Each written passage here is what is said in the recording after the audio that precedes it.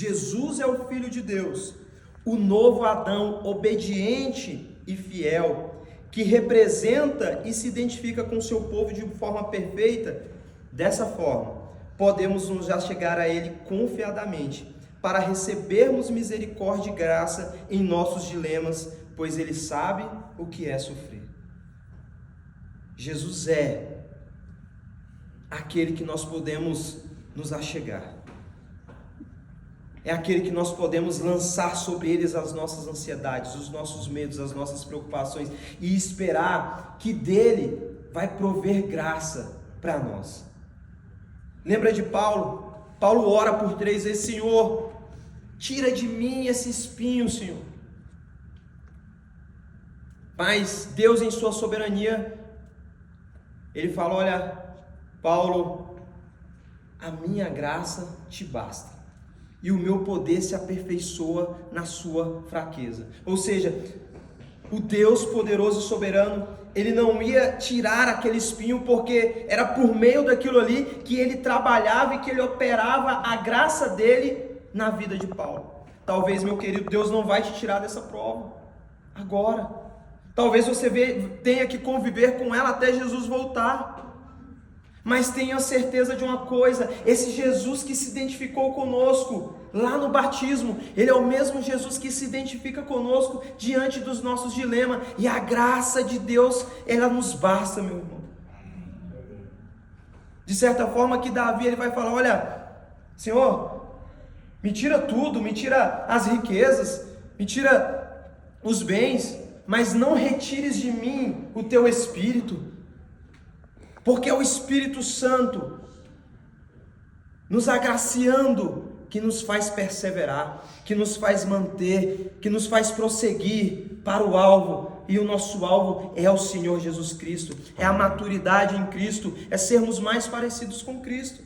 Segundo e último, Jesus, o Filho de Deus, é o novo Adão, obediente e fiel, que representa e se identifica com o seu povo de forma perfeita. Dessa forma, como Ele se identificou com o seu povo, Ele assume a nossa condição, as nossas dores, a nossa miséria espiritual. E nós, a nova criação, a nova humanidade em Cristo, devemos nos identificar com os necessitados, com os marginalizados e aflitos, não como salvadores, mas como servos que refletem a graça de Deus.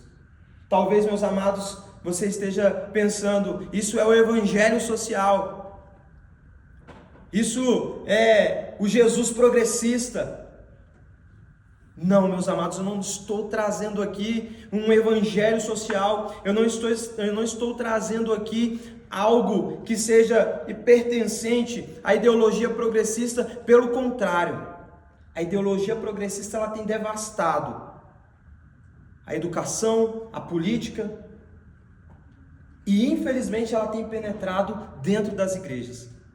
A ideologia progressista, ela raptou, ela se apoderou de pautas que são não pertencentes a ela, mas ao Evangelho.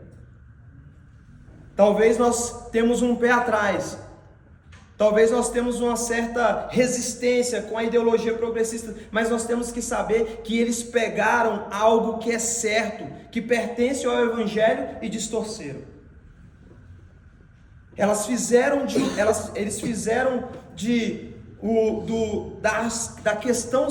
da questão social, da ajuda aos pobres, aos aflitos, aos marginalizados, um fim em si mesmo, querendo promover o céu na terra e querendo obter o favor de Deus por meio da sua justiça própria. E o Evangelho, ele nos diz que nós não obtemos a justiça de Deus, o favor de Deus por meio dos nossos méritos, mas por meio da justiça de Cristo. É a justiça de Cristo que nos reveste, e dessa forma nós somos aceitos diante de Deus como justos. A nossa justiça, o nosso mérito é como trapo de imundícia. Dessa forma, querido, o que eu quero trazer é que nós, como regenerados, como essa nova comunidade redimida em Cristo Jesus, nós devemos nos preocupar e apresentar uma resposta a essa ideologia progressista, dizendo que isso não é algo que eles patentearam e pertence a eles. Não, isso pertence ao Evangelho, porque o Senhor Jesus Cristo, e principalmente no livro de Lucas, ele se preocupa com as viúvas, ele se preocupa com os pobres, ele se preocupa com aqueles que estão aflitos, angustiados. E por quê? Porque ele se identifica com os pecadores, não porque ele seja pecador, mas porque ele é a solução para o pecado. Amém. Jesus é a solução para o pior problema da humanidade, e o pior problema da humanidade se chama pecado, inimizade contra Deus. Dessa forma, meus amados, eu quero te dizer que você é um mordomo das bênçãos que o Senhor tem te agraciado. Talvez você tenha sido prosperado, abençoado por Deus, e eu não sei como você tem administrado o teu dinheiro, mas o fato é que nós devemos colocar dentro do nosso planejamento, que nós devemos se preocupar com aquelas pessoas aflitas. Nós temos uma mensagem, e essa mensagem é a mais importante, que é o Evangelho, são as boas notícias de salvação, mas essa mensagem ela não pode ser vazia de obras, porque a fé sem obras ela é morta. Desse modo, meus amados, eu quero convidar você, eu quero encorajar você esta noite, você que já pensa dessa forma, que Deus tem te abençoado para que você use o seu dinheiro. Eu não estou falando aqui que você não pode ter uma boa vida, eu não estou falando aqui, meu amado, que você não pode se satisfazer na criação e naquilo que Deus tem nos dado. Sim, meu amado, Deus tem te prosperado, Deus tem colocado em tuas mãos para que você aproveite essa vida maravilhosa que Deus te deu, mas Deus te abençoou também para que você olhe com um olhar sensível àquelas pessoas que mais precisam.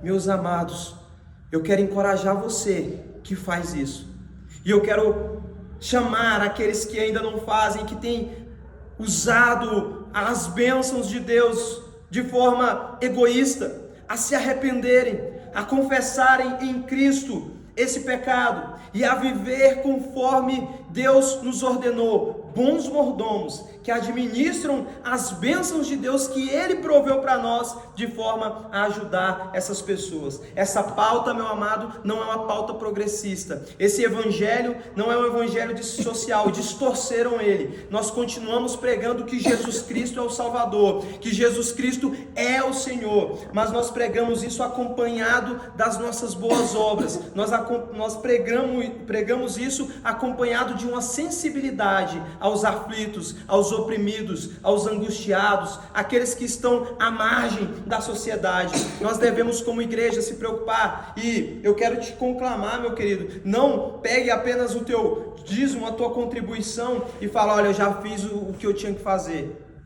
eu estou entregando aqui a minha contribuição e pronto. Não.